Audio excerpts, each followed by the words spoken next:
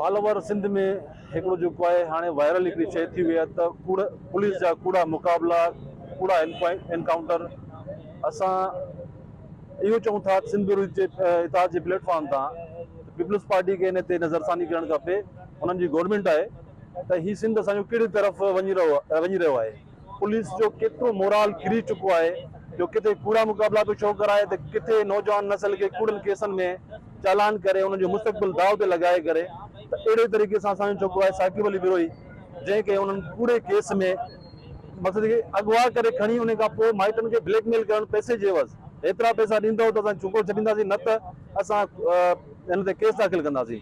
थियो बि ईअं जो माइटनि इनकार कयो त असां छा पैसा ॾियूं जॾहिं कंहिं शइ में आहे कोन, त उनखे थियो बि ईअं ॾींहं जो 2 बजे उनखे खणी खंभे गुम करणु ऐं उन खां पोइ राति जो 9 बजे हुन ते 2 किलो चर्स जो FIR करणु, हीअ क़ाबिल मज़म्मत हिकिड़ो अमल आहे जंहिं ते असां CM सिंध खां, पीपल्स पार्टी जे अली हसन ज़रदारी साहिब खां ऐं IG सिंध खां जेको नओं आयो आहे हुदो साहिब, उन खां रिक्वेस्ट था कयूं त अहिड़नि मामलतनि ते कंट्रोल कयो वञे ऐं आकिब अली बिरोही लाइ ख़ुसूसी हिकिड़ी कमेटी तश्कील ॾेई करे इन जी इंक्वायरी कई वञे त इन में कहिड़ा कहिड़ा जेके PCs या ऑफिसर शामिल आहिनि उन्हनि ख़िलाफ़ बि एक्शन खयो वञे ऐं आकिब अली बिरोही सां इंसाफ़ कयो वञे त जीअं हुनजी जेका कैरियर आहे उहा दाव ते न लॻे।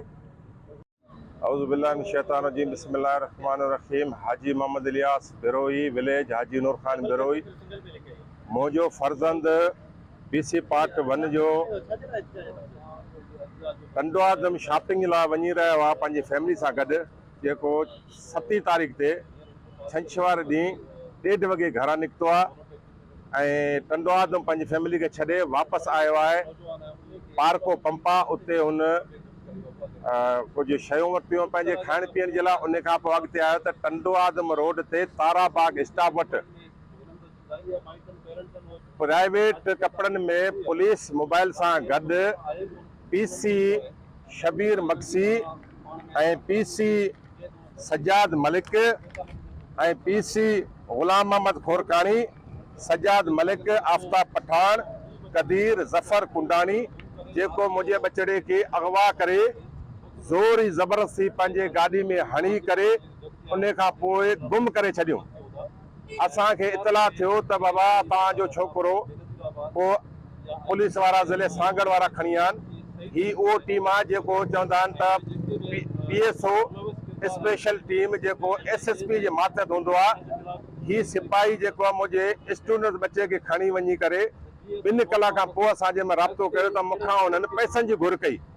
शबीर मक्सी PC मूंखां 10 लख रुपया जो ऑफर कई त 10 लख रुपया ॾे, तुंहिंजे नंढड़े खे छॾियां थो, न त आउं तुंहिंजे नंढड़े खे चर्च में चालान कंदुसि। मूं चयो त मुंहिंजो बच्चो हिकिड़ो स्टूडेंट सां मूंसां एतिरो ज़्यादती छो पियो थिए ऐं छाजे लाइ पियो कयो वञे। आउं अपील थो करियां IG सिंध खां, DIG शहीद बेनज़ीर आबाद खां ऐं पंहिंजे डिस्ट्रिक्ट जे SSP खां, ख़ुदारा मुंहिंजे बच्चे जो कैरियर इन्हनि PC तुंहिंजे तबाह कयो आहे ऐं असांखे इंसाफ़ ॾियारियो वञे ऐं मुंहिंजे पुट ते जेको कूड़ो केस, कूड़ो FIR कटियो वियो आहे मंशात जो, ऐं इनखे जुडिशल इंक्वायरी करे इनखे ख़तमु कयो वञे। मुंहिंजो अपील आहे वज़ीर आला सिंध खां, चीफ जस्टिस खां ऐं डिस्ट्रिक्ट जे पंहिंजे सभिनी अमलदारनि खां त मूंसां इंसाफ़ कयो वञे। IPSO सुहेल, जंहिं त हर माण्हू खे ख़बर आहे त ज़िले सागर में हुनजी कारकर्दगी छा आहे। उन्हनि अची हिनखे बीहारण खां पोइ हिनखे जेको आहे न यानी ग़लति बयानूं ॾियारे ऐं छोकिरो बि असांजो PSC जो शागिर्दु आहे, हींअर ई दाख़िला वरितो अथसि 27 पंहिंजो जनवरी ते। इन सां नाजाइज़ी कई अथसि, वरी 10 लख जो डिमांड कई, वरी 8 लखनि जो डिमांड कई। त असां इहो ई चयोसीं त भाउ छाजे लाइ मासूम ॿार खे जेको न तव्हां ब्लैकमेल पिया करियो। सो इन में जेको उन्होंने टोके इन कावड़ में असां सिफारिश वग़ैरह कराईसीं त उन्हनि चयो त सिफारिश छो पिया करायो, पैसा ॾियो।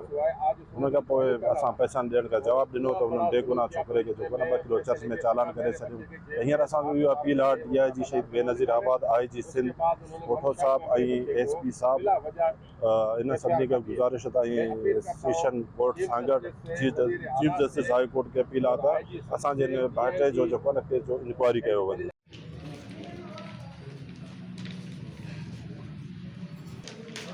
Acho que vai.